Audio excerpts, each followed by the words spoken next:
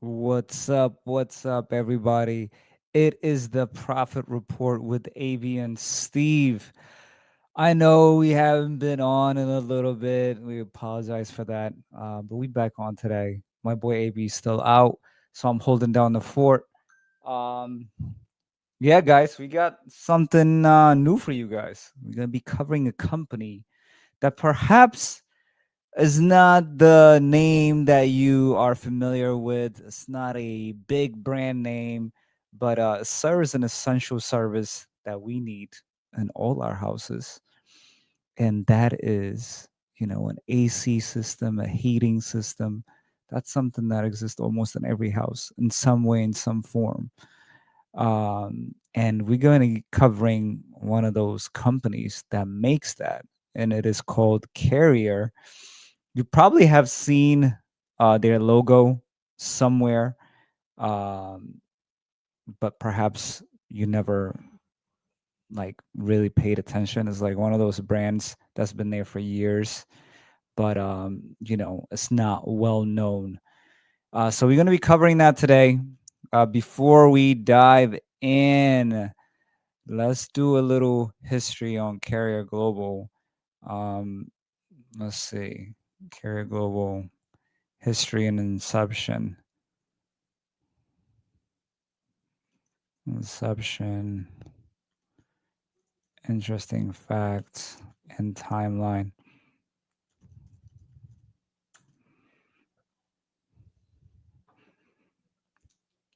Yeah, guys, and one of the reasons that I did this company is I do have a CPA business on the side, and I have I had a friend that reached out, and he's trying to buy an HVAC business, and he wanted me to evaluate that business that he's buying, a private business. And I was like, you know what? While I'm doing that for him, I was like, it would be nice to cover a publicly traded company that makes these so I could get a better understanding and also, educate myself that way, educate you guys, and we all learn together. So Carrier inception, the modern air conditioning industry began with the ingenuity of engineer Willis Haviland Carrier, who invented the first modern air conditioner in 1902. His work initially focused on solving a humidity problem for a printing plant, became the foundation of the Carrier Corporation, which was founded in 1950. Oh, what's up, Bree? How you doing? What's happening? Appreciate you being here.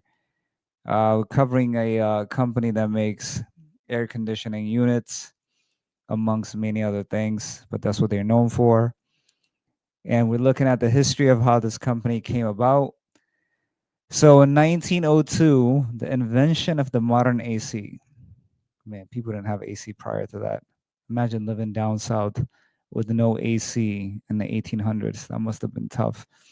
So July 17, 1902, Willis Carrier designs the first modern air conditioning system for the Sackett and Williams Lithographing and Publishing Company in Brooklyn, New York.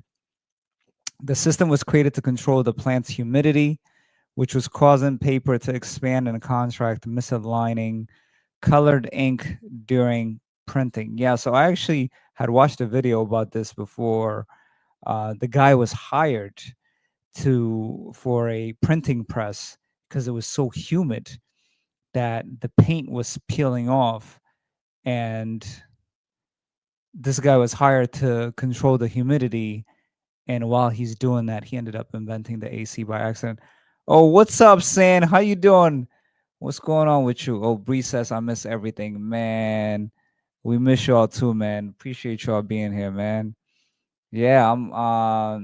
I know AB's gonna be back next week, so we're gonna be rocking and rolling. I know we've been slacking a little bit, but we back at it, slow and steady. So we're covering an AC company. If you look at your AC, well, you probably have to go outside, look at the unit. Most likely, it's a Carrier, which is a big brand. They make AC units. So we're looking at how they started initially. 1906, they receive a U.S. patent for the invention, which could either humidify or dehumidify air by heating or cooling water. 1908, a new company is formed. The Carrier Air Conditioning Company in America is created as a subsidiary of the Buffalo Forge Company. 1911, what? The Magna Carta of Psychometrics, which mathematically related temperature, humidity, and dew point. These formulas remain the foundation for modern HVAC system design. Okay. I mean, we take it, at something like that's there, right? But at one point, this was a revolutionary product, an AC unit, being able to cool your home. 1915, Carrier Engineering Corporation founded. 1922, centrifugal chiller unveils the first safe and more powerful refrigeration machine that was crucial for air conditioning large spaces. 1920, comfort cooling for the public. So this is when they started having it in movie theaters and stuff. 1930, new corporate structure. 1939, the Igloo of Tomorrow. The company showcased the Carrier's Igloo of Tomorrow. Okay. Then in 1950, the founder passed away. Then 1979, they were acquired by United Technologies Corporation. And in 2020, after more than 40 years as a subsidiary of UTC, Carrier is spun off and becomes an independent publicly traded company, once again known as Carrier Global Corporation. So interesting facts. Special Carrier climate control system was installed in the Sistine Chapel in 1993 to protect Michelangelo's frescoes from dust and humidity. Okay. It was a military asset. During World War II, 90% of Carrier's production was shifted towards the war effort, providing refrigeration for food storage on military ships and developing dehumidifiers to prevent ammunition duds, and helped shape U.S. demographics. Air conditioning is credited with enabling the rapid population of growth of U.S. Sunbelt cities like Houston and Atlanta by making the climate more comfortable. So if you live in those areas, you better credit this guy Carrier, because without the invention of AC, it would be unbearable to live down south. Houston is crazy humid. You cannot survive with no AC. A life-saving invention. One study estimated that Willis Carrier's invention has prevented at least 18,000 heat-related deaths in the U.S. every year since 1902 by reducing summer mortality rates. He didn't have to invent it. Carrier was given the task of solving the humidity problem as a young engineer, but had no obligation to fix it. His predecessor's failed attempt with a salty brine solution actually made the air worse. And the first female air conditioning engineer, he hired her before even women could vote. He was a calculating genius prior to inventing the modern air conditioner. Willis Carrier patented a circular slide rule in 1881. Okay, so this guy's brilliant. So looking at the stock, guys, right now it's trading at $61.10. And looking at the history, let's see. What's the max that has been? Oh, it's almost at the max that has been. Well, it was reached. Let's see. Why is my mouse not cooperating, bro?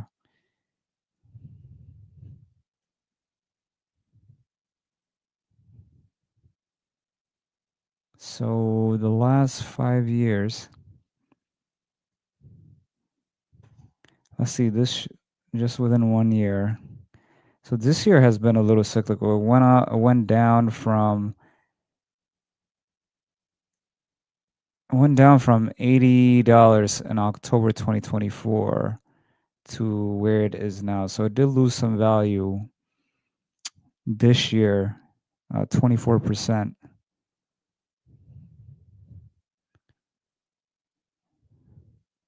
And they do a little synopsis right here.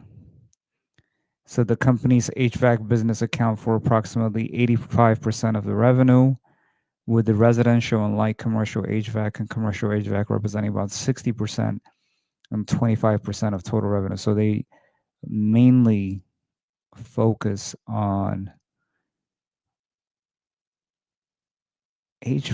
commercial units, and they do have a refrigeration segment, which counts for 15% of their revenue. P ratio is not too high at 21 multiple. But yeah, but the stock has taken a hit over the last year. They do offer a dividend 1.47. I mean, that's pretty low. It's not impressive. But analysts are saying, where's the analyst? 60% of analysts are saying that this is a buy. The stock is a buy. 40% are saying hold. And I'm using this. If you are a regular watcher of this show, I typically go to Yahoo Finance, but I'm using Earnings Hub. I love this website because it gives you like the quarterly earnings calendar for each company. Just like what happened. I don't know if you guys noticed like what happened with Oracle. As soon as they made their quarterly report and they reported they have $455 billion in contract, their stock shot up. So, you know, paying close attention to those earnings report, and if some positive news comes from those earnings report, it usually correlates with a stock price increase. And this company or this website has a calendar function where you could look at what stocks earnings report are coming out. So for example, today, September 18, see FedEx, Lennar, and then even has an IPO that's coming out um, for NTSK Netscope. But you could follow this calendar, and then on those days, you could look at like for example, right? You could look at FedEx today, right? Let's say they did report something positive in their earnings report. If you just Google FedEx news or whatever, typically that positive news is going to correlate with a stock price increase. And that's something that you could leverage right here. And, tells you every day, Monday, AutoZone is reporting, you see September 23. Oh, Market Mike in the building. Yeah, this site is very useful, man. It's pretty awesome. They do have a paid option, but even their free option is really good. But yeah, something to consider, guys. And as you can see in September 9, that's when Oracle reported right here on the calendar, and that's when their stock shot up after the report. So just something to keep in mind if you guys are into investing and want to make money. This is a good place to see who is going to report um, in a specific month or any time period.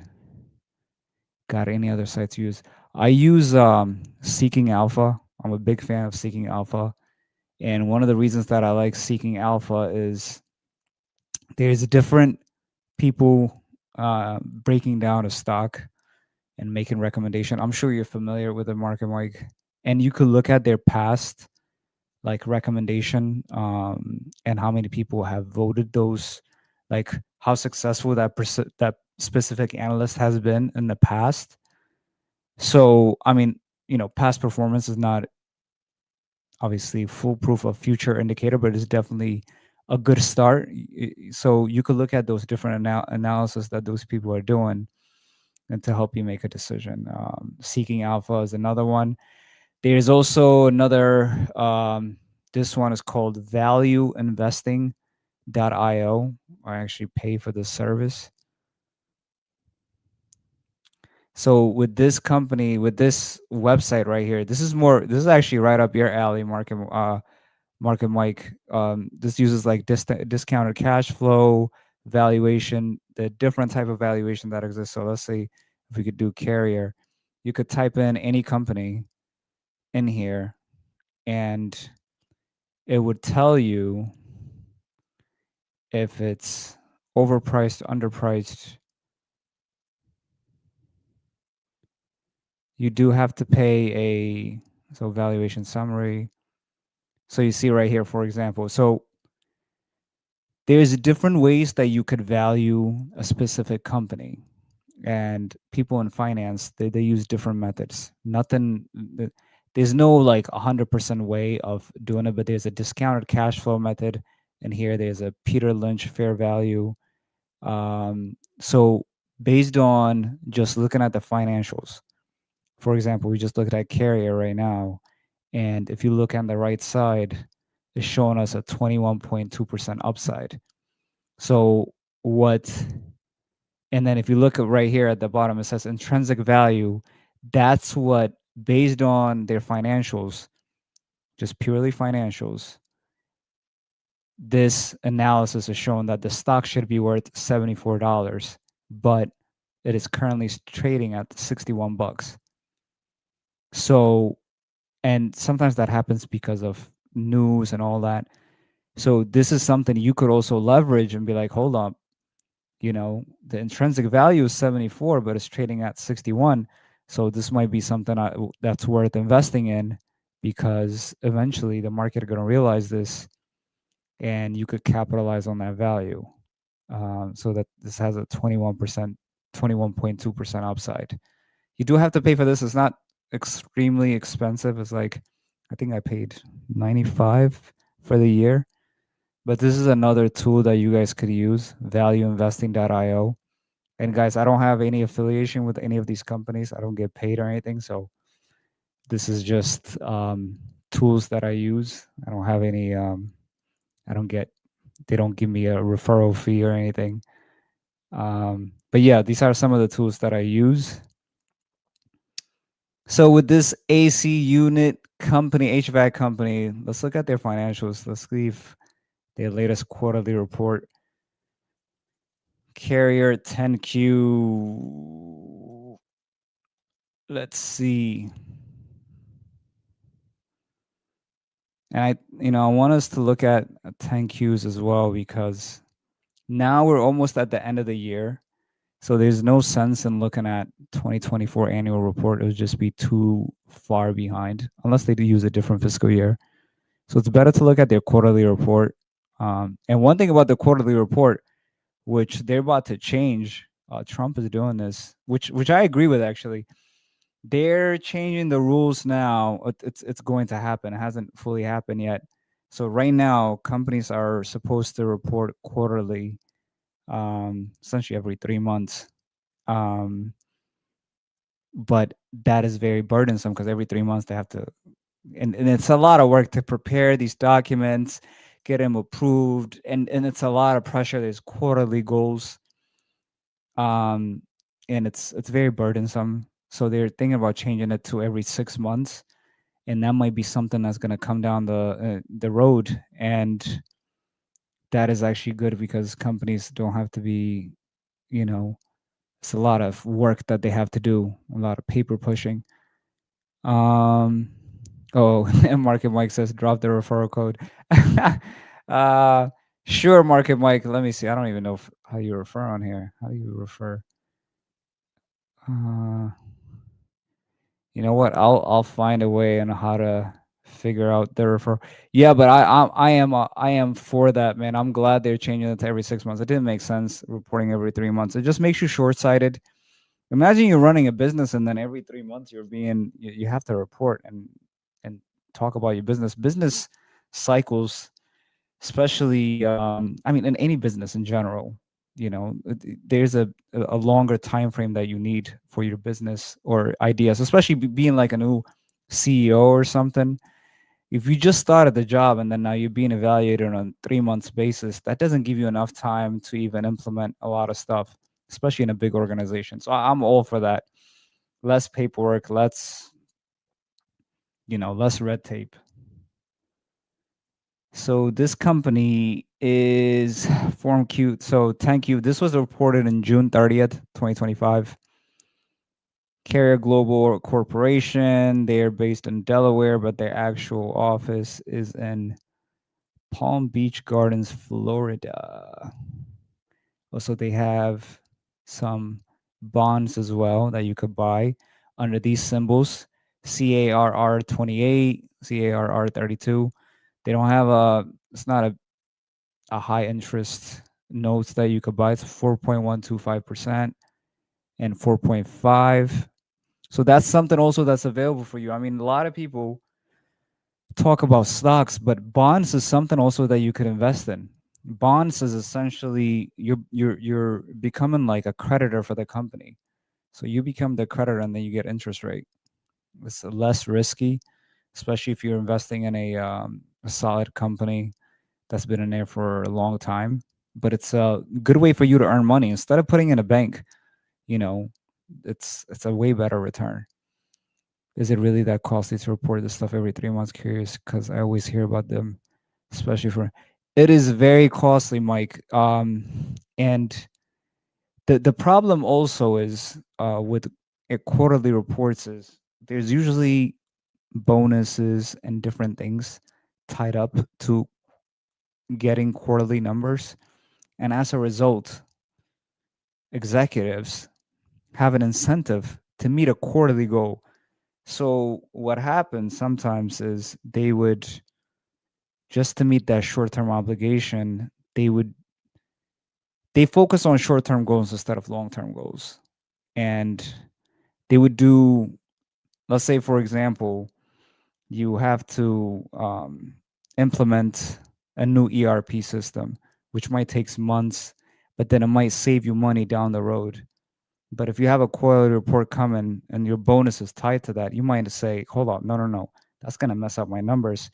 I don't want to do that, this specific thing that might take a long term, and it's not going to help me meet my quarterly goals. And as a result, they might end up doing something quick, a quick fix, which is not in the benefit of the company, but in the benefit of their own personal incentives. And as a result, uh, they don't make the right decisions. So in addition to it being cumbersome, it is a lot of work, because I'm telling you that happens. Because when I used to audit, every time when it's quarter end, people are like, no, no, no, it's quarter end, it's quarter end. We can't talk to auditors. We got to focus on this. We got to do this. We got to do that. Because you got to make sure the numbers are right too. So it doesn't get fully audited, but internal audit and stuff like that would look at the numbers, kind of help them. So it's a lot of work. It takes a lot of preparation, a lot of manpower. It takes them from what their core work is. So yeah, it's very burdensome. People don't like it. And like outside, like in Japan and stuff, like even in Europe, so quarterly reports, even in Europe, it's not a requirement. Let's look at it. Let's look it up, because what countries do not require quarterly reports for publicly traded companies?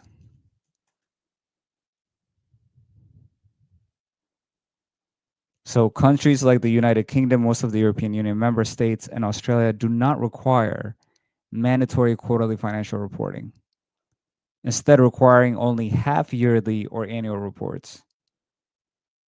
This change was often implemented to encourage long-term perspective in investments and corporate decision-making. And I think that's the same in Asia as well. Yeah, Japan also requires.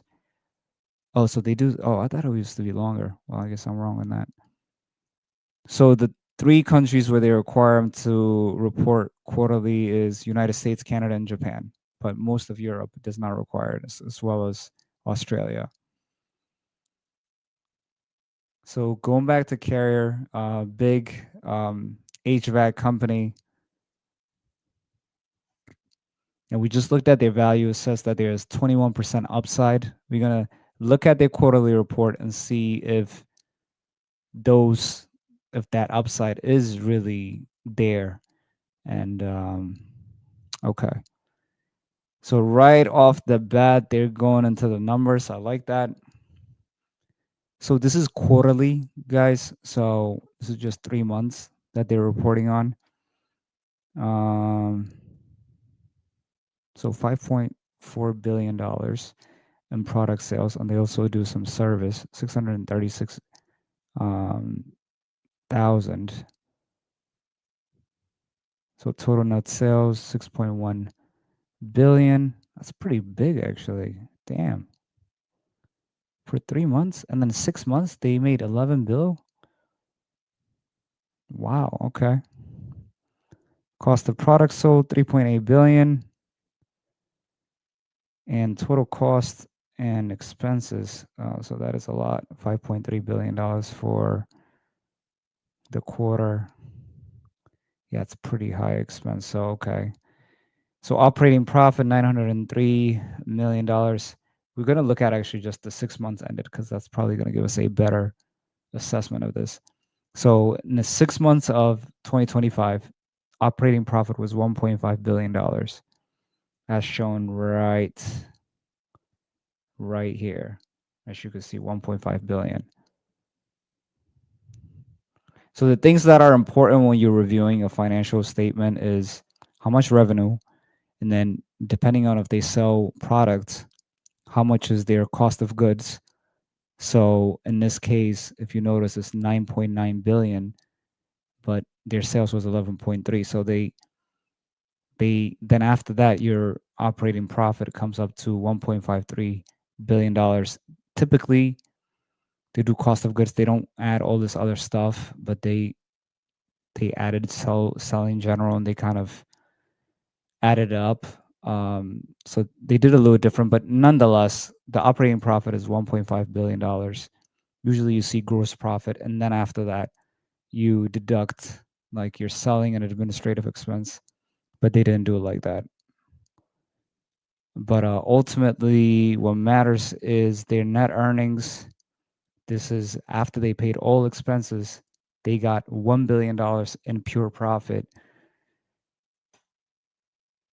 making $11 billion for 6 months. So that's almost 10%, which is pretty good. You know, you'd be surprised when you review these companies. If you make 10% net income, that's pretty good. Okay, so that's good. Income tax benefit. They did have some type of.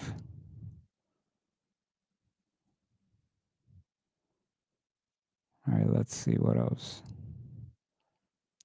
Now let's look at the balance sheet. June 30th, cash and cash equivalents 1.7 billion. Account receivable 3.3 billion. Total current assets 9 billion. They don't have a lot of inventory. Went up from the previous year, but nothing crazy. So that's good. Let's see other assets that they have. Fixed assets, goodwill. Okay, so they must have acquired a company before it got $15 billion in goodwill. That's pretty high. They have equity method investments, so they also have other investments that they have a stake in ownership. So total assets $38 billion. Now current liabilities, these are things that they have to pay within less than a year. So 7.8 billion, but they have 9.1 in current assets, so they're able to meet their short-term obligations. That is good. And then long-term debt, they do have a good amount of long-term debt, about $11 billion. And all in total liabilities is 23 billion. So they have enough assets to cover their liabilities, but if you take the goodwill away, it's actually kind of on par. So the one red flag right now that I could see is they do have, a good amount of debt, $11 billion. But for a company that generates, from a sales perspective, you're generating $11 billion in sales in 6 months. And you're profiting $1 billion every 6 months. So if we just double that number, and it might be cyclical, so they might make more money down the road. That's not that much in debt when you put that in perspective. But just from a pure balance sheet perspective, you see that number. That's the highest number that I've seen from their liabilities. But they do make a good amount of income, so they're able to cover their liability. And let's look at the cash flow. Let's see if they got the cash flow statement. So cash flow shows you like how much in actual cash was spent. So from operating means from like their core business, from like selling HVAC units and services, they made $1.1 billion in cash. And then they did spend some money, capital expenditures, 144 million.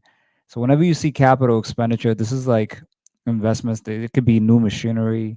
It could be, they bought new property, new real estate.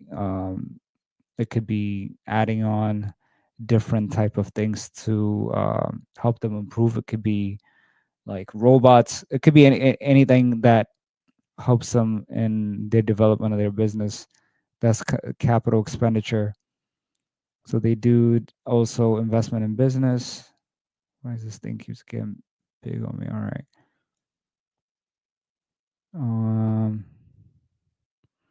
So for investing activity, they spent $78 million. They didn't really, they actually didn't use much. Okay.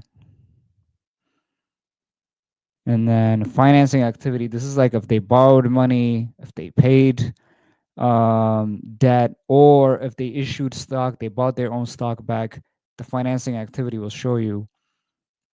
So if you look, repayment of long-term debt, they repaid $1.2 billion of their debt.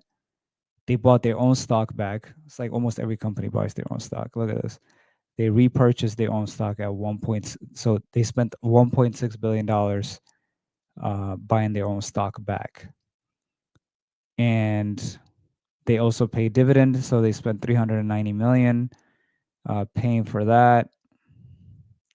But when you see a big purchase of common stock, that means if a company is buying a lot of their stock, they're optimistic about, well, it could be a multiple of things, but one thing that it does indicate as well, one of the things that it could indicate is they are anticipating that the stock will increase in the future.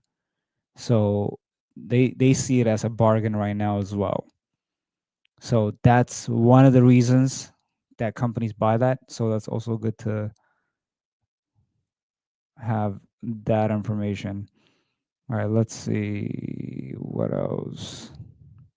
During 2024, the company completed several activities designed to simplify its business portfolio, transforming it into a pure play climate and energy solutions provider.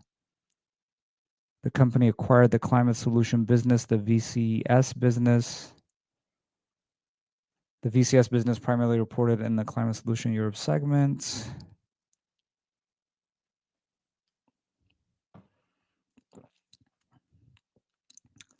In addition, the company divested its commercial and residential fire, access solutions, industrial fire business, which were historically reported in its fire and security segment.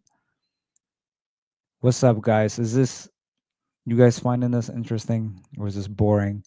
I know some of the stuff is a little boring, but listen, it's the boring stuff that gets us paid. You know, finding out more information about a business is going to help you get paid. If you want to make money in the stock market, you know, these little information, this tad bit of information, you can leverage for you to make money. So then when you see something on the headline, you'd be like, you know what? In addition to what I saw on the headline, I actually know X, Y, and Z, and I could use that information in addition to the headline to help you make better decisions. So I know it's not sexy, but it is important. You might find some good information in here that will help us because ultimately, you know, you could use this information to invest and make money and be financially free. I mean, that's the goal. So the company also divested its commercial refrigeration business. Okay, so they sold off their refrigeration business. All right, segments. As a result of the company's portfolio transformation, the company revised its reportable segments. Upon the revised segment structure, the company has 3 new regional HVAC operating segments. Each segment reports through separate. We don't need to know that. Separation of United Technologies. So they separated from their. Oh, they used to be part of Raytheon. What? So on April 3rd, 2020, United Technologies Corporation, since renamed RTX Corporation Raytheon Technology, completed the spinoff of Carrier into an independent publicly traded company. Man, Raytheon is a big government contractor for, they make weapons. I mean, they make a lot of stuff, but they're known to make weapons. And they're the biggest actually from weapon manufacturer and market cap. So they used to be part of that company, which is kind of odd. But now this company is by itself. So it's only been operating by itself for 5 years. And then within 5 years, generating $11 billion in sales in 6 months. That's pretty impressive. Um, so during the so complete a spinoff through a pro rata distribution on a 1-for-1 basis of all outstanding shares of common stock who has shares of UTC as a close of business.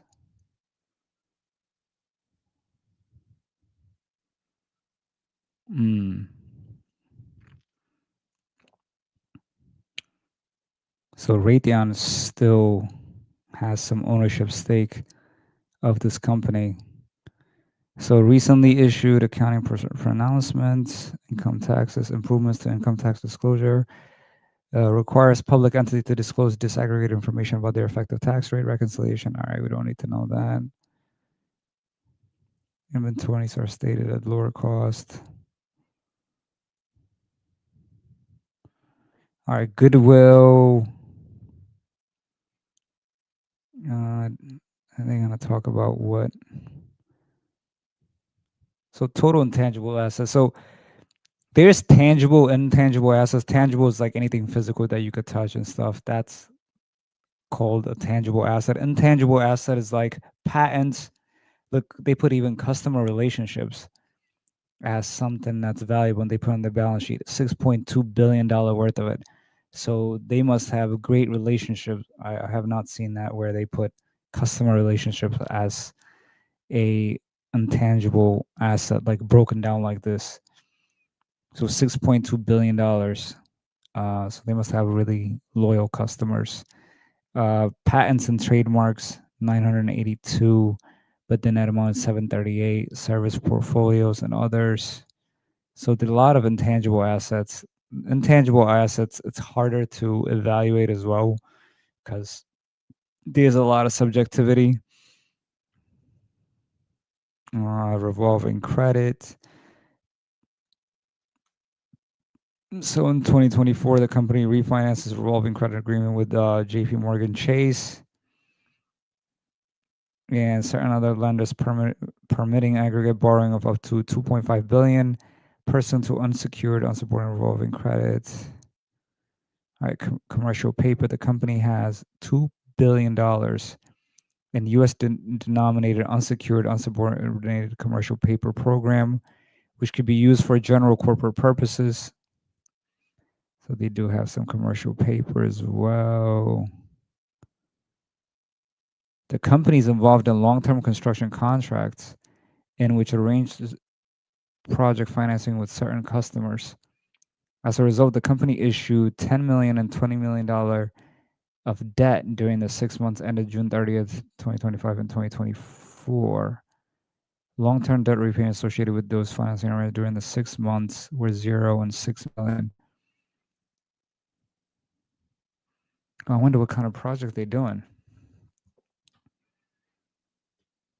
Let's see what they're looking at. Carrier long-term construction contracts.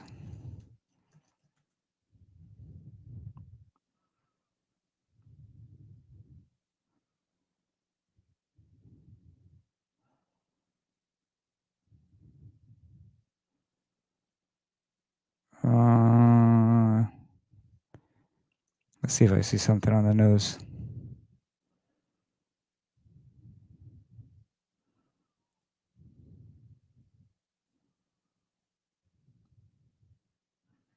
Carrier.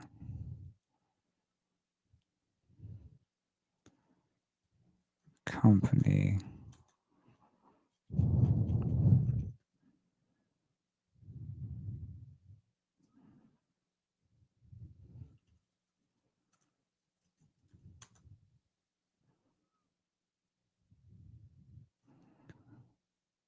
Corporate contract can deliver new public sector business to HVAC.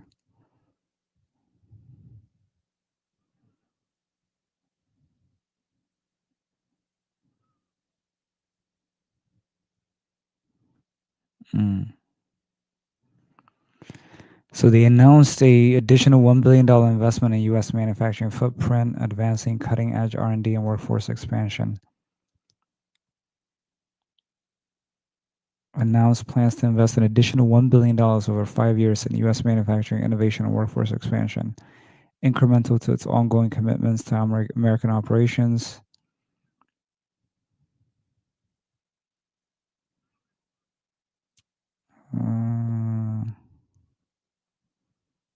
Okay. All right. We'll come back to that.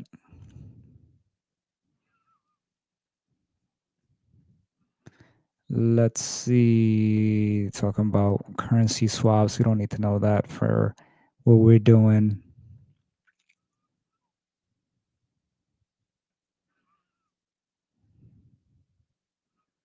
So they do have some pension plans. All right, let's see. Let's see. What else? What else? So the company may repurchase its outstanding common stock from time to time, subject to market conditions and at the company's discretion. Repurchases occur in the open market or through one or more other public or private transactions. Shares acquired are recognized at cost and presented separately on the balance sheet. Since the initial authorizations in February 2021, the company's board of directors authorized the repurchase of up to 7.1 billion of the company's outstanding common stock. So the company has bought $7 billion of their own stock since 2021 to acquire an aggregate. So they also partnered up with this entity called Weissman, and they bought another 4.2 million shares at a price of $70. So higher. So they actually paid higher for their stock when they bought their own stock back than what it is right now. The company recorded a liability of 300 million with an offsetting amount in a contra equity account. During the 6 months, the company repurchased 28. So they in 6 months they bought 28.8 million shares of their own stock. Wow. So they took a hit on that because right now the stock has lost value. So from buying their own stock back, they've lost money, unrealized, but still they have lost money on paper. And this is what happened when they did the tax cut as well. You know, when they initially did the corporate tax cut and they changed it from 35% to 21%. They thought those savings were going to go to new investments and job creation. But when they did analysis on most of these companies, they ended up buying their own stock back. And that's essentially what happened. And if companies don't see a good opportunity out there, most of the time they end up buying their own stock back. And then they could reissue it later when the stock market goes up.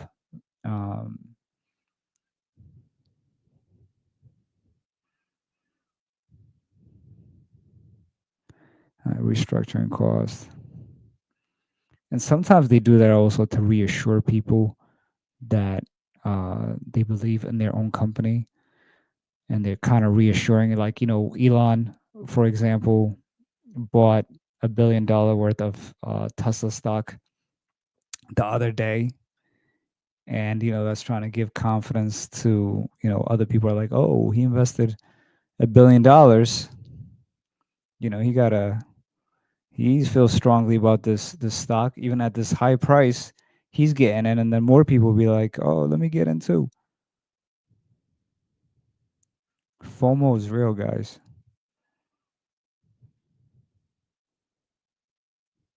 Okay.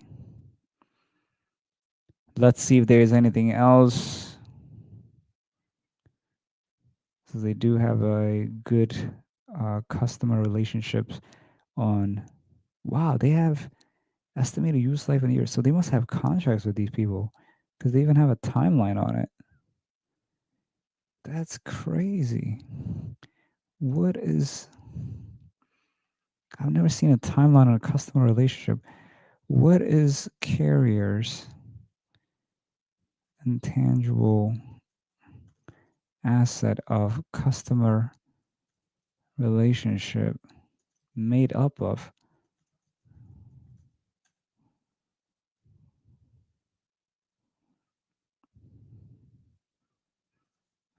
So customer contracts and list, active service contract. These contracts provide a predictable stream of revenue from maintaining and service in HVAC, refrigeration, or fire and security systems. Sophisticated databases containing customer contact information. Their repeating business and long-term value derived from customers is a major element of intangible assets. So it looks like they do service for these people that they install the HVAC system, and I think as a result of that, they have contracts with them.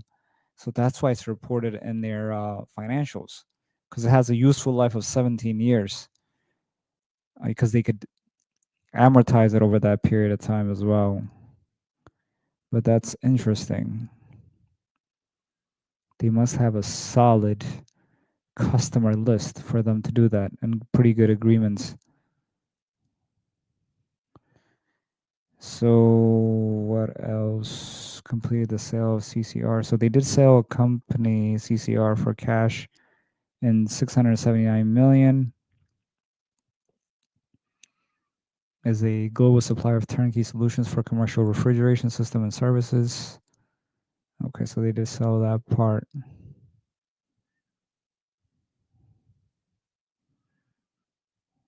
Let's see what else. What else?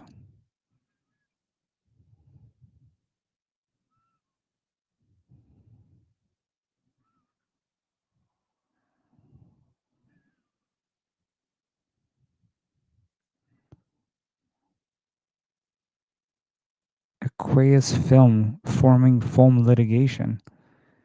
As of June 30th, 2025, the company Kittle Fenwell and others have been named as defendants in more than 12,000 lawsuits filed in the United States, alleging that historic use of aqueous film forming foam caused personal injuries and damage to property and water supplies.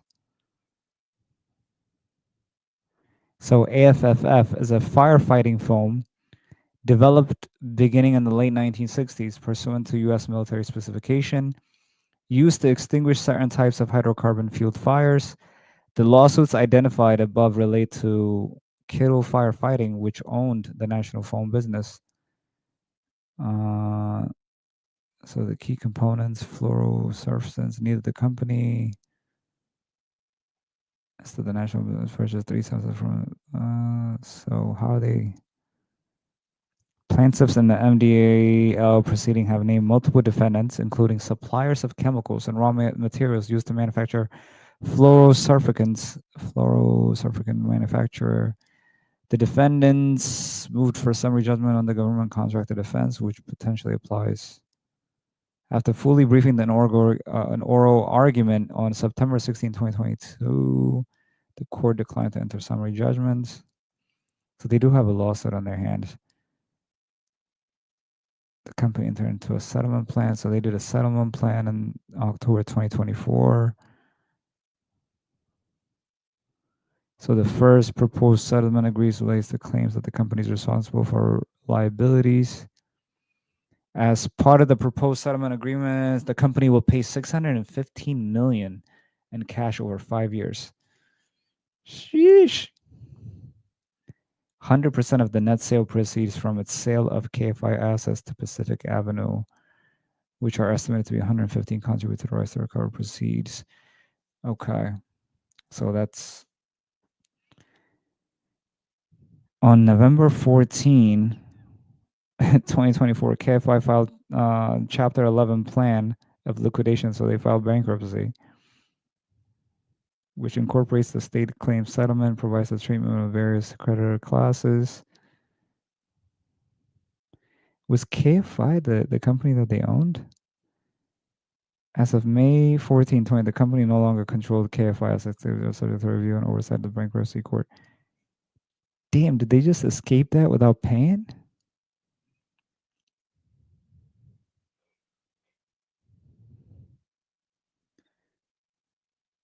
So they end up selling that KFI business for 115 million, and the company will be entitled to receive up to 2.4% from those insurance policies and will contribute the first to additional to direct claims. And then they end up taking insurance money up to 2.4 billion, and then they use the 125 million of that to pay off the debt, the lawsuit.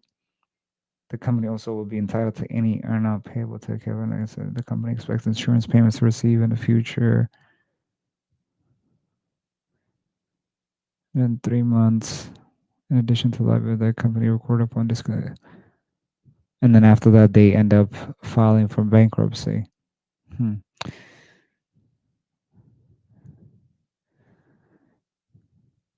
right, business summary. They are a global leader in intelligent climate and energy solutions with a focus on providing differentiated, digitally enabled lifecycle solutions to our customers. Our portfolio includes industry-leading brands such as Carrier, Weissman, Toshiba. Oh, even Toshiba is theirs. Automated Logic and Carrier Transcold that offers innovative heating, ventilating, air conditioning, and cold chain transportation solutions to enhance the lives we live and the world we share. We also provide a broad array of related building services, including audit, design, installation, system integration, repair, maintenance, and monitoring. Our operations are classified into 4 segments: Climate Solution America, Climate Solutions Europe, Climate Solutions APAC. Through our performance-driven culture, we anticipate creating long-term share owner value by investing strategically to strengthen our product. Our worldwide operations are affected by global and regional industry and economical political factors. We continue to actively macroeconomic, and they talk about the tariffs. They said they are able to fully mitigate our expected 2025 impact from tariffs announced to date through supply chain and productivity actions, as well as approximately 200 million of incremental product pricing actions. So they increased their price. To date, tariffs have not had a material impact on our business, and we are deploying additional strategies, including cost containment measures to limit future exposure in this current market environment. All right, portfolio transformation. They said during 2024, we completed several activities designed to simplify our business, transforming it into a pure play climate and energy solution provider. They acquired VCS Business, Weissman Group. It was a premier residential and light commercial HVAC provider. So they bought that company. What else?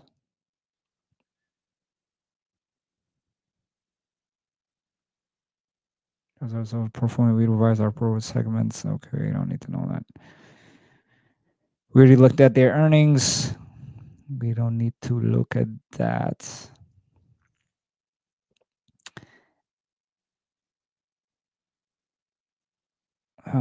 Selling and administrative expense.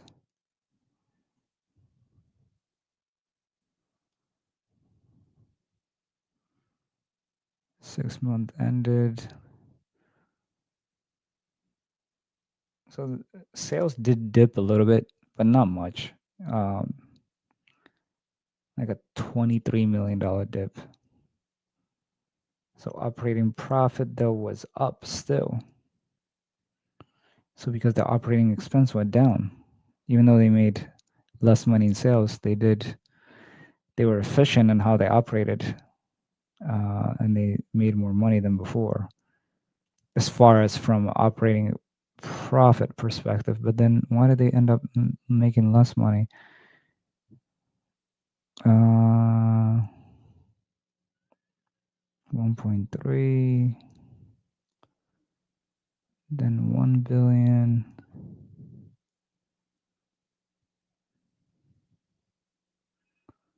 Oh, discontinued operation net of income taxes. Oh. Oh, they made money from discontinued operation. Okay, that's why. But in reality, they make more money this 6 months than they did in prior. So they are being efficient in how they do business. So that's good. And the reason that that's good is because then if they make more money, it usually translates to their stock being doing positive as well. Let's see anything else. So we'll go back to the stock.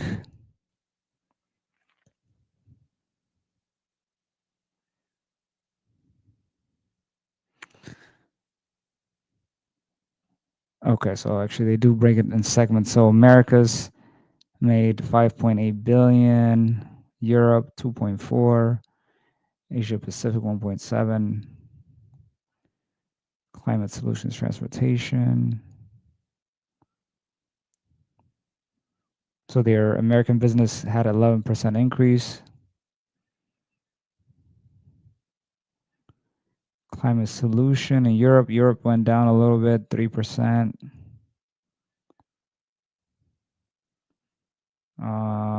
Asia, Middle East, and Africa went down 4%. But all this was the American was up, so still made up for the decrease in Asia and Europe.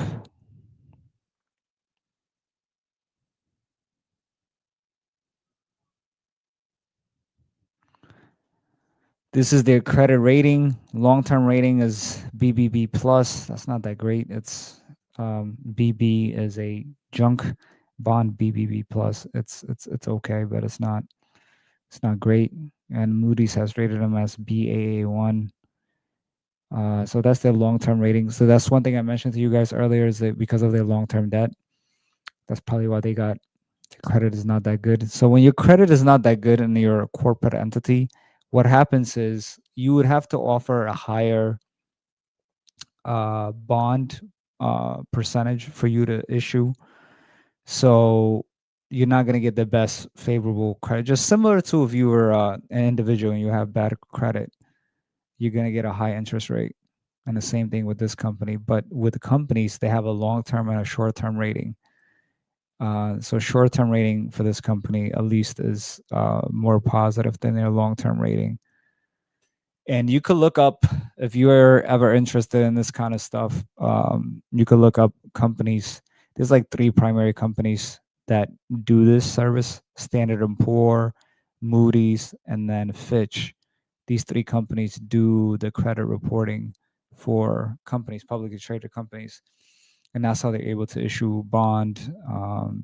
But these are important because this is also information when you're investing. Let's say you like a stock, and as part of your assessment, you say, you know what, I'm curious what their credit rating is, because that also shows you how much debt that they have.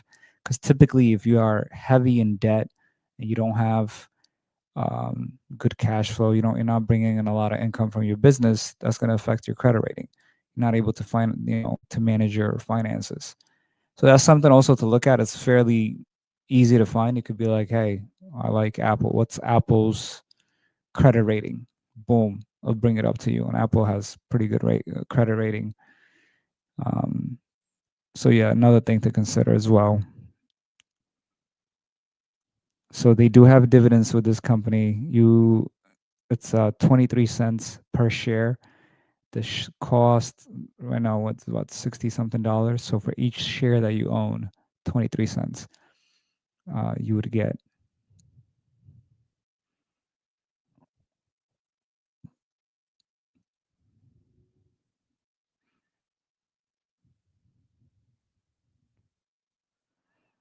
Let's see what else.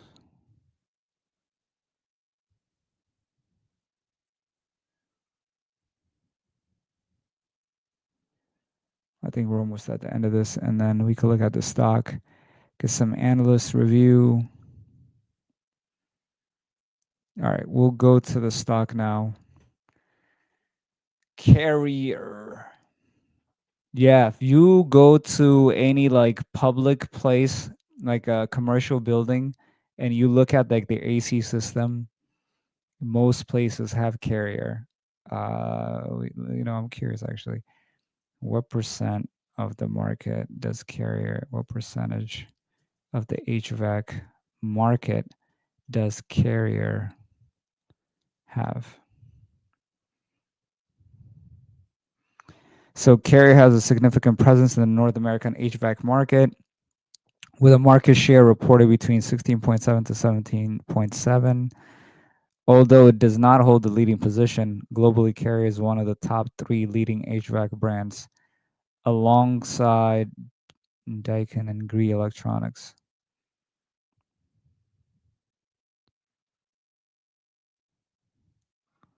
So yeah, but if you have an AC system in any commercial settings, so you're gonna either have either of these 3 companies. And Carrier is one of the oldest brands that's been around. I mean, they invented the AC system, so they're the OGs, true OGs. And HVAC is not, another thing about HVAC is with all these like AI and data centers coming up, most of these data centers, they need to be cooled down because these machines are running off, they're running all the time, and you don't want these things to overheat. So you do need to HVAC system. So from a growth standpoint, the HVAC business, which these people are in, is a growing industry because of the rise of data centers, AI. All these things consume a lot of energy. You don't want them to overheat, so you need to have good air conditioning system. So let's look at we say growth of HVAC industry in data center and AI.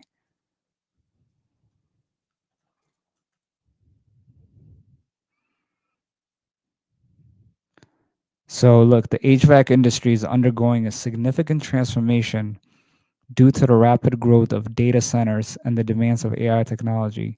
High density computing for AI is pushing traditional air cooling systems to their limits, driving a shift toward more advanced, energy efficient liquid cooling solutions and AI driven management systems.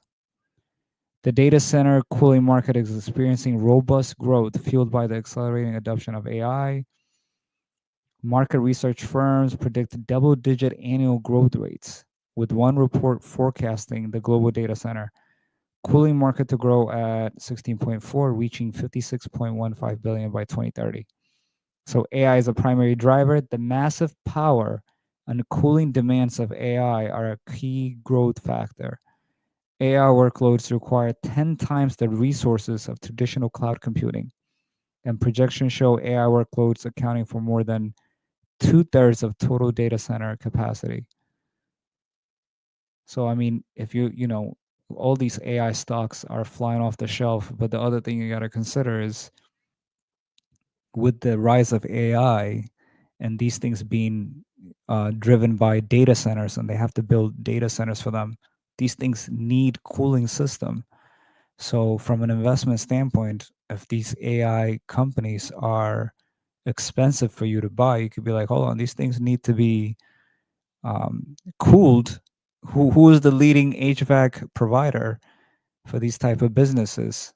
And Carrier is one of them, and we're gonna look at that a little bit to see if they have any innovative stuff. We just looked at their finances, but I want to see if they have, because this is a growing uh, need, and they're saying that there needs to be even better technology to support the cooling needs of these data centers.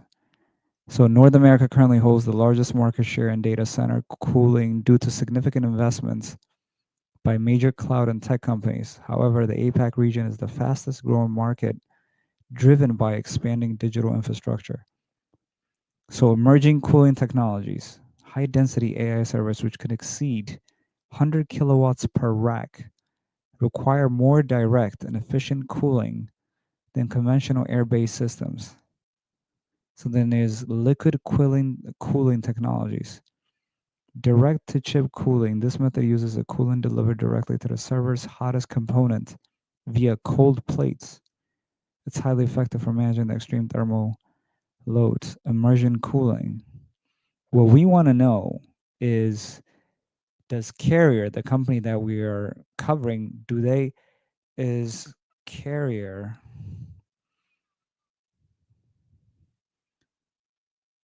involved in any of this cutting edge cooling mechanisms? So yes, Carrier is heavily involved in cutting edge data center cooling, particularly in advanced liquid cooling and AI-driven solutions. The company is pursuing the strategy through a combination of strategic investments, product development, and acquisition of key technologies. Instead of developing all liquid cooling components in-house, Carrier is partnering with small, innovative firms to accelerate its entry into high-density computing. So 2025, Carrier Ventures, the company's venture capital arm, invested in Zuda Core, a company specializing in direct-to-chip, two-phase liquid cooling. This waterless technology is designed to cool the most heat-intensive processors used in AI and machine learning. They also invested in Strategic Thermal Labs. They invested in and partnered with STL, a company known for its liquid cooling research and development. It's also is bundling its technology and services into a comprehensive data center solution. In February 2025, the company introduced Quantum Leap, a new suite of data center thermal management products. Okay. Advanced liquid cooling hardware. The Quantum Leap suite includes a cooling distribution unit for seamlessly integrating direct-to-chip liquid cooling systems, high-efficiency chillers that are up to 30% more efficient. Heat recovery. The company also provides heat pumps that capture and reuse the waste heat generated by data centers. So they also even do beyond hardware to include intelligent software-based control management systems. So in 2021, they acquired a company, a leading DCIM software provider. It helps operators monitor and manage and optimize the data center infrastructure. Okay. I wonder what customers they have. So does Carrier have any customers in the AI market? So yes, Carrier serves customers in the AI market through the various business units. Carrier strategic partnerships and products position it to sell hyperscale data centers operators like Google Cloud. Okay. And then the company that they invested in with Zuda Core, it partners with major hardware providers like Dell and Supermicro. Through its acquisition of Noto, Carrier serves customers in retail and other industries. Telecommunication providers who are increasingly building out edge data centers to support AI and 5G require Carrier's cooling and control solutions for the infrastructure. Okay. Look at this, key partnerships. So this is what's going to help us as far as an investment, growth standpoint. Where are they at? So look at this, key partnerships. So March 2025, Carrier announced a partnership with Google Cloud to integrate Carrier's energy management technology with Google's AI tools. The initial focus is on residential and energy management, but this collaboration demonstrates Carrier's direct involvement with a major AI player. Amazon AWS, another big player. Carrier leverages AWS's generative AI tools to help its customers manage energy consumption. Uses Amazon Bedrock to analyze utility bills and provide energy. Oh, I thought they power AWS's cooling system. It's the opposite. When discussing quantum leaps with data center products, this ways that's goal to meet that demands. Okay. Beside what other tech companies does it partner with? Let's see if there's other ones.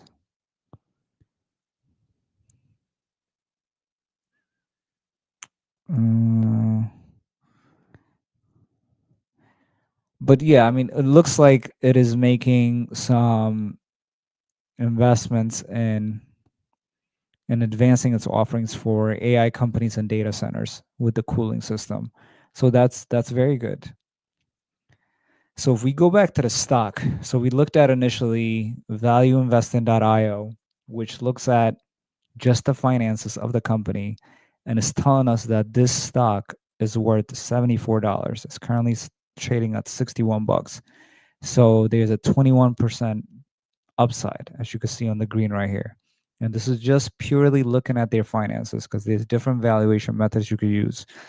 And using one of those valuation methods, the car intrinsic value is showing us at $74. And I mean, some of the stuff that we read, it looks like they have some good partnerships. Finance looks okay. They have the only red flag that we've seen thus far is they do have uh, a big long term debt, but for the amount of money they're making, it's not egregious. It's manageable. So if we go back to their stock again, I'm gonna just go to Yahoo Finance carrier stock. And this is not like a sexy company, right? You might be like, oh, I invest in Google, I invest in Nvidia, I invest in Meta. But then, one thing that's we all know is you need AC system. Whether you live in a house, whether you live in a commercial setting, you need AC. You know what I mean? You need heating and cooling in every place you go. It doesn't matter where you at. So it might not be a sexy business, but it is a need and it's not going away. With weather patterns changing and all that, I mean, the needs are going to increase even more than before. Why am I on Google Finance? I should be in Yahoo Finance.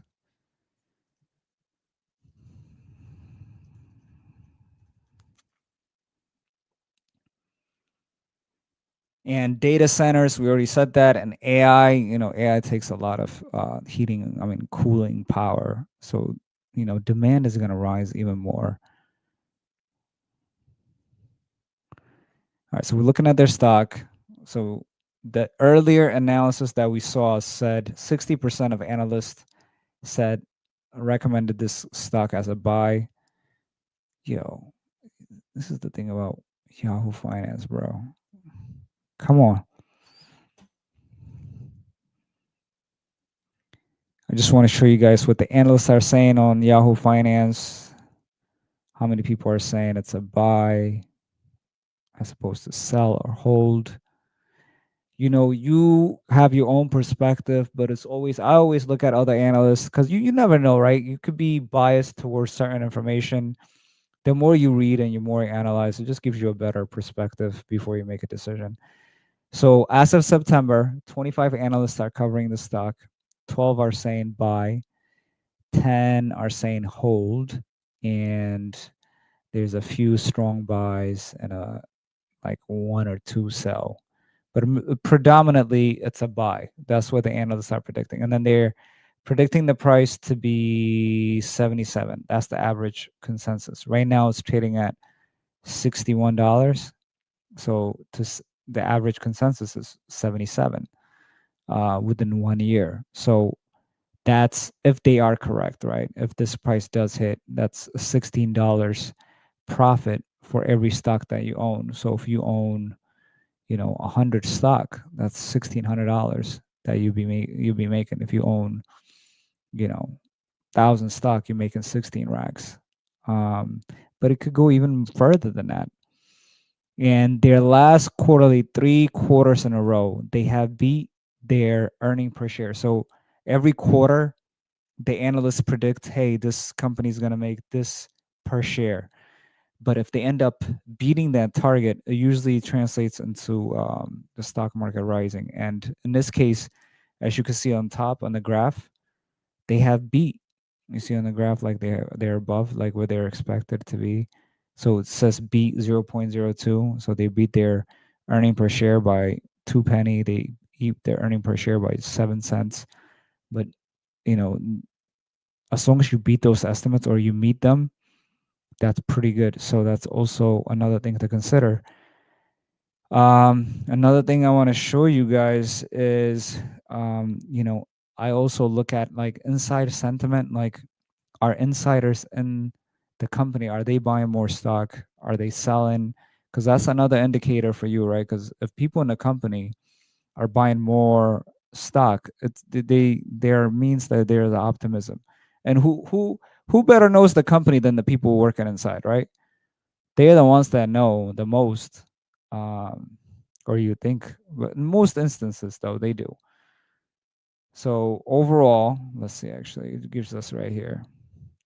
So you could go to Yahoo Finance for almost any company. You could put on the stock. So let's say you want to buy Apple or whatever, any company.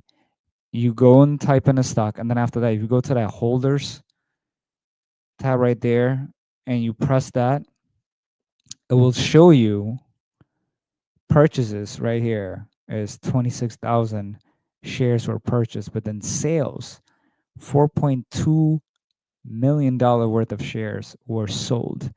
So all in total, there's actually more people selling the stock than buying it. So this is also another red flag that would show us, like, hold up, what's going on? Why are a lot of people sharing this, selling the stock? Um,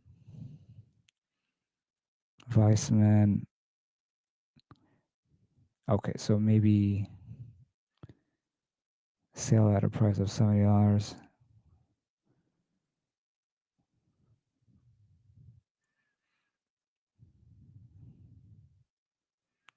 O'Connor.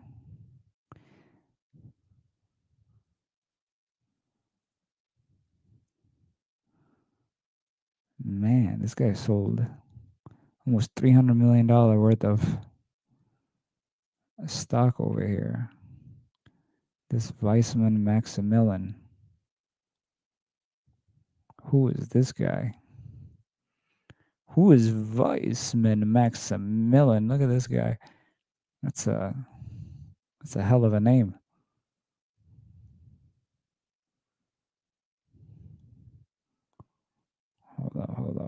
Hold up. Who is this guy? Weissman Maximilian.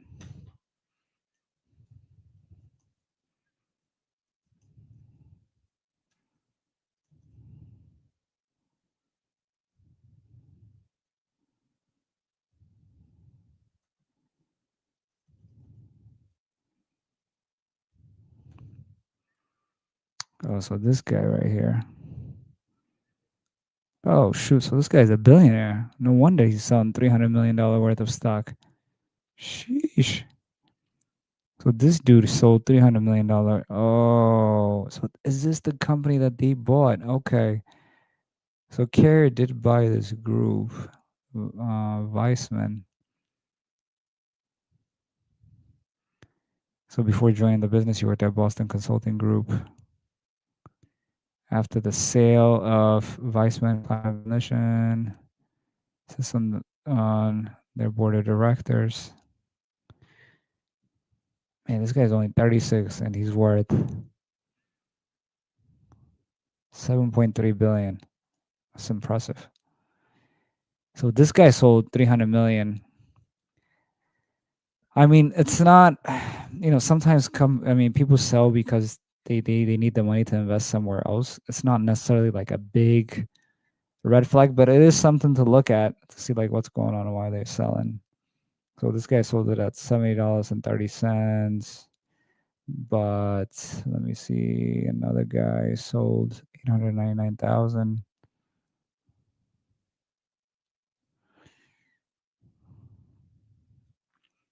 But again, right, it's something to look at. But sometimes people need money too to sell it.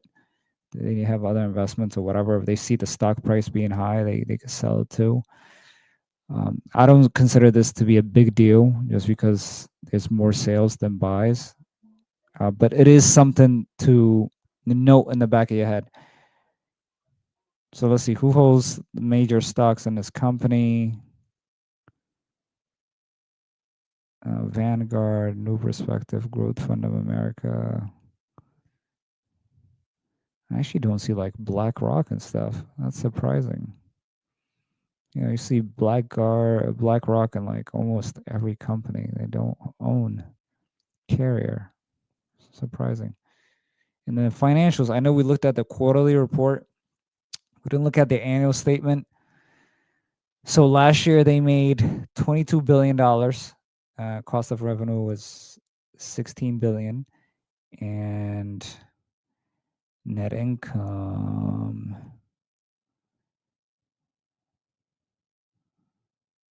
1.1. So it's about 5%. Not really impressive. What was the biggest cost?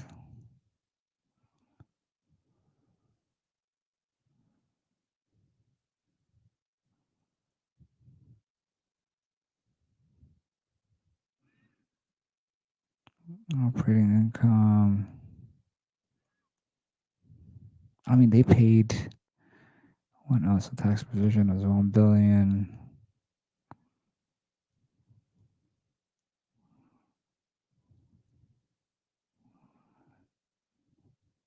Normalized income. Earning before interest, tax, depreciation, and amortization was 4 billion.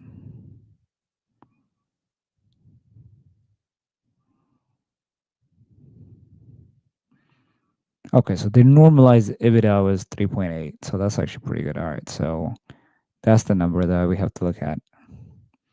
So pretty good. I mean, over 10%.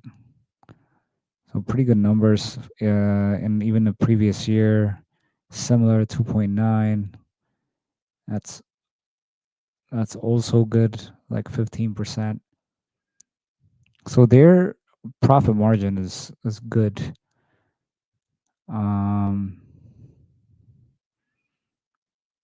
Earning per share, it's not crazy high. I mean, at least they took a dip, and now in 2024 they are earning $6.24. And now for the trailing 12 months, they're making $4.51. I mean, with the HVAC business, it's not a super sexy growth business, but it is a stable business. It's a need. And looking at the PE ratio, 35, it's a little overpriced. Not extremely overpriced like other, like for example, like Tesla's a different company, right? But that's trading like over 200 times its earning. But nowadays all stocks, almost every stock is overpriced to some extent. It's hard to find deals. It really is. The overall stock market is overpriced like crazy. So you kind of just have to pick like, all right, which one is not egregiously overpriced? That's kind of what you have to go by. So it's not crazy overpriced. It does have a dividend. It's not a lot. But what makes me optimistic is the growth of these AI centers and data centers and how that growth could propel this business. And it's looked like this company is making innovation to meet that demand. And that makes me excited. And this might be something worth considering adding to your portfolio.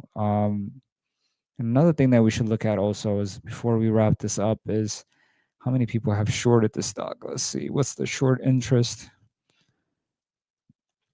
Short interest for Carrier.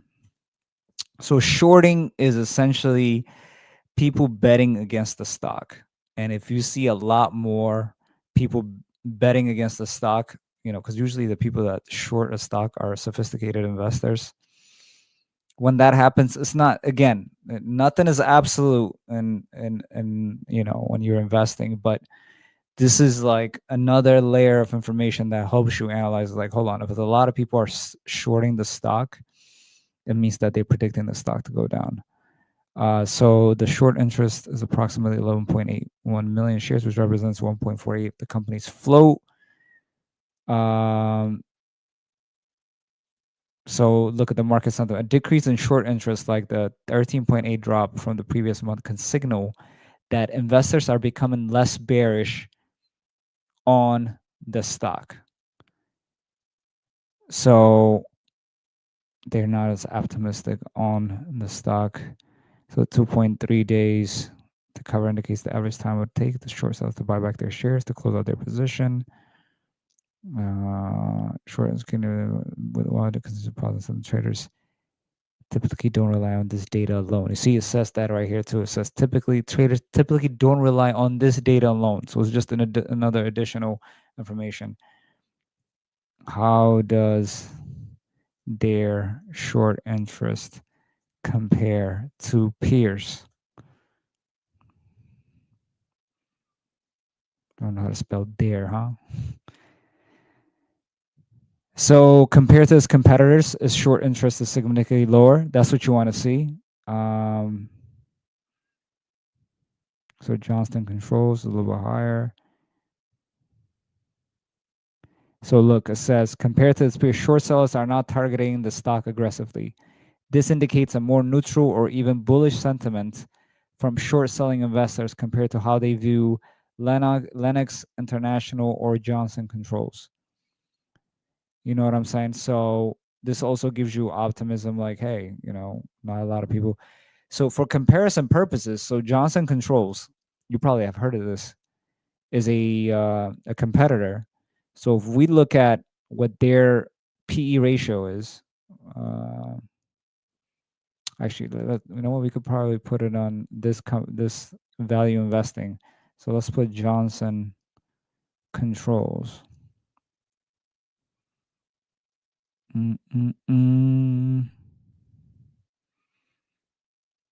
So right here, all right, come on, give us the upside valuation summary.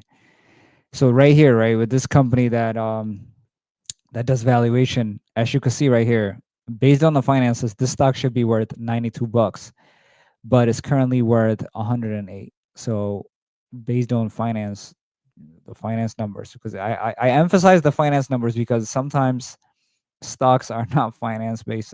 Sometimes market sentiment about future growth, etc., influences the market, and that's a negative 14.5% upside. So it should go down.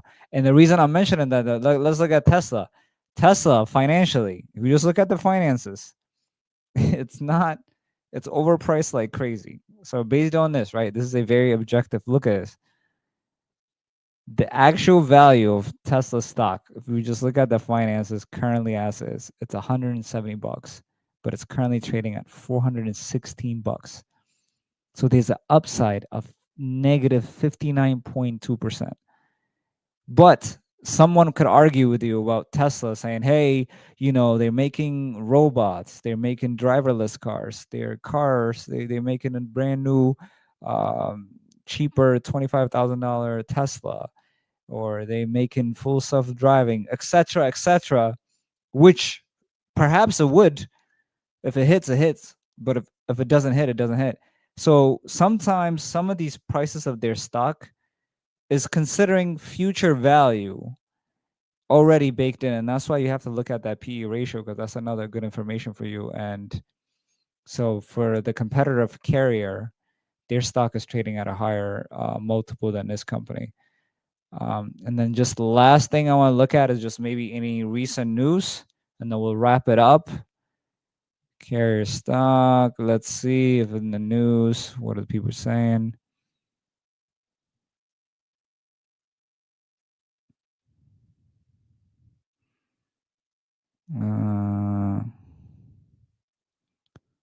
Amrise launches road cement carrier.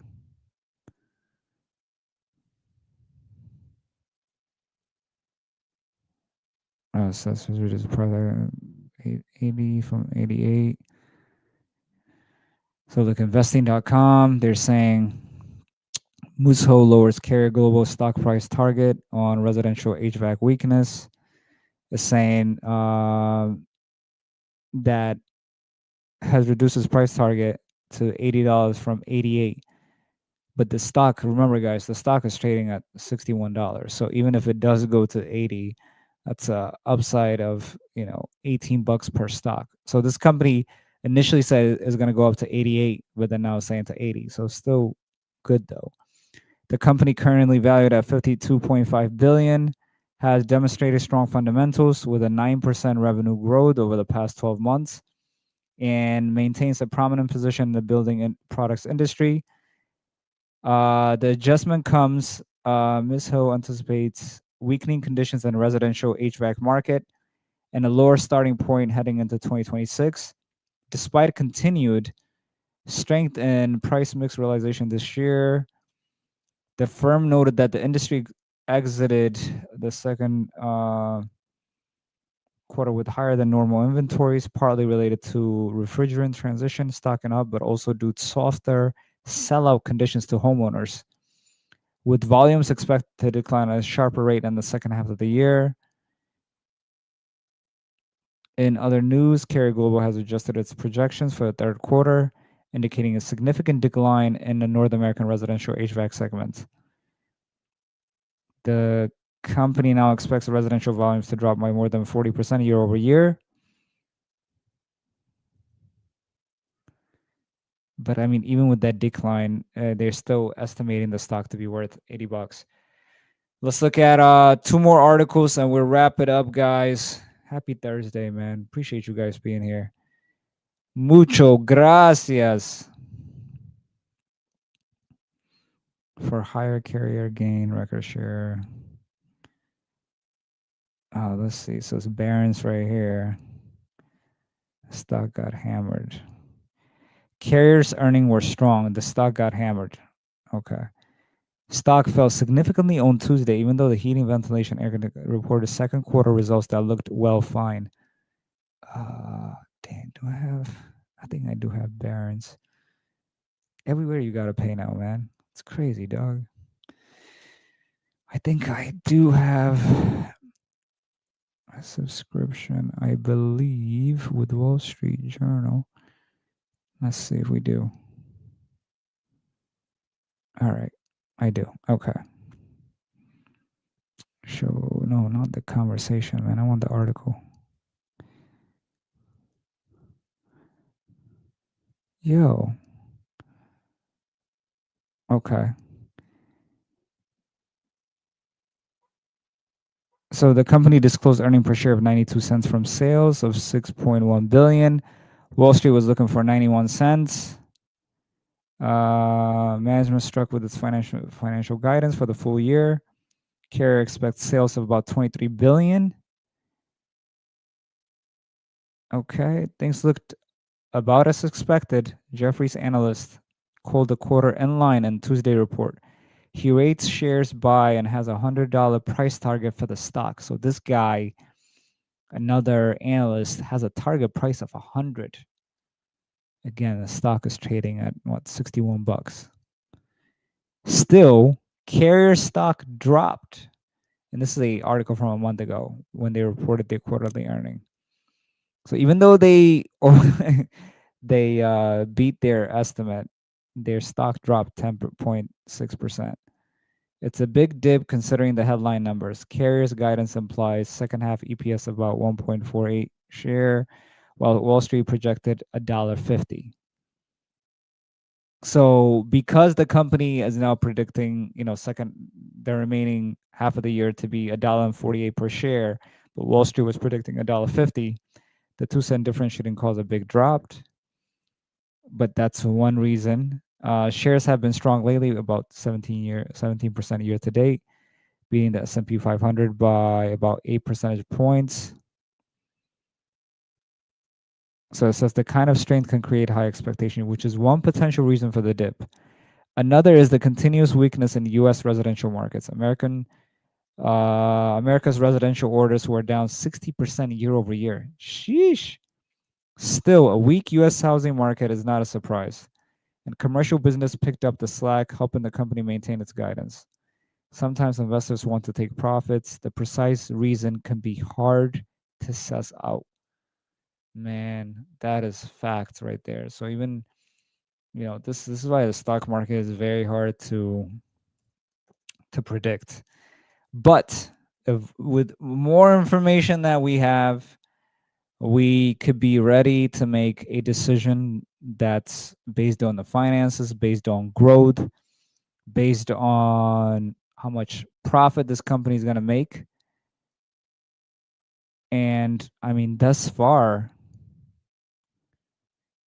it's all pointing to be positive, and I haven't seen anything really that says like this is not a buy.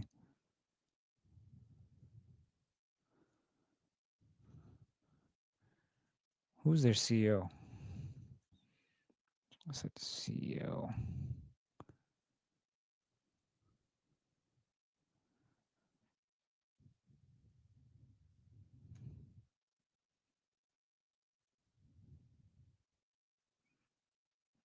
Let's look at this.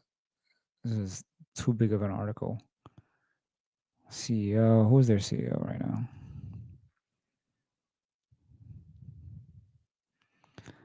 This guy named David Gitlin, Chairman and Chief Executive Officer of Carrier Global. This guy went to MIT. Okay. Oh, he even has a law degree. So he previously served as president and CEO and was elected chairman of the board. Before joining Carrier, he was president and chief operating officer of Collins Aerospace, which was created by bringing together. Prior to aerospace system, he did a lot of aerospace stuff. So he has a bachelor degree from Cornell, JD from University of Connecticut, and an MBA from MIT School of Management. He serves on the board of directors of the Boeing Company. Okay.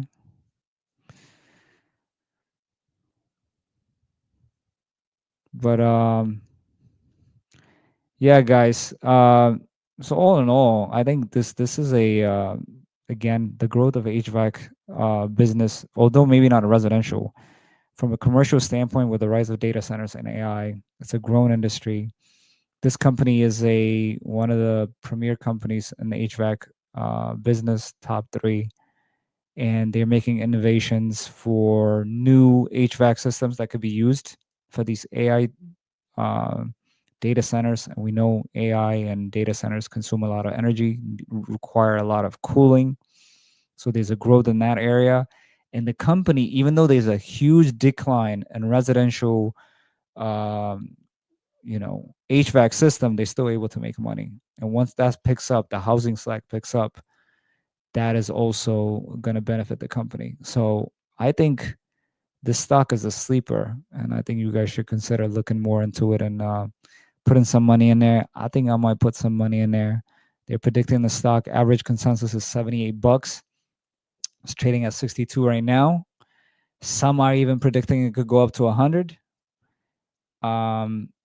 So yeah, I think it might be worth looking into. And then the last thing, guys, just to remember, because I might not see you tomorrow, I got a wedding to go to, is look at this earningshub.com, and it has a calendar of all the stocks that are reporting quarterly. So for example, right here, FedEx, boom, they just reported. And usually in the quarterly report, if they have a positive news that comes out of it, the stock goes up. So you might want to tune in a little bit early and be like, all right, this stock, and get in early and invest. You could be in and out. You know what I'm saying? So just some information for you to know. There's Monday, AutoZone is reporting. September 25th, Costco is reporting. You could look at Nike, September 30th is reporting. So you might want to get ahead of that, because depending on the news, stock would pop, and it's a way for you to make money. whether you're a short-term or long-term investment. It's just additional information for you to know. But that's the night, guys, man. That's it. Appreciate you guys rocking with us. Happy Thursday. Rebecca Mancini with the target. Yes, we hit on the target, man. Appreciate you guys for rocking with us. This is the Profit Report with AB and Steve. AB is going to be back next week. Again, thank you guys for joining. Please subscribe, like, hit that notification bell. If you're a newcomer or if you haven't been here before, thank you for joining us. And shout out to all the day ones that were here. Appreciate you, Bree. Appreciate you, San, Market Mike, Rebecca. Shout out to all of you, man. And any other watchers on there. Thank you. Appreciate you guys. I'm signing out. Have a good night.